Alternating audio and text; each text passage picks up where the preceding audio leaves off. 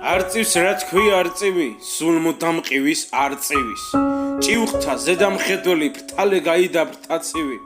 კლანჭებს დეზები უმშვენებს ძმადნაფის ჯიხვის ყანწივით სიმაღლეს შეეჭიდება არეშინია კარცივის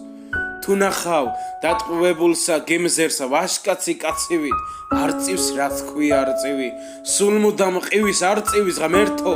არაქნა არ ვნახო ფრთამოტეხილი არწივი ის ჩემი ლექსის მუზა ჩემი ცხოვრების ნაწილი ტიალო წუთი სოფელო არა ყოფილა ადვილი გონებ არწივის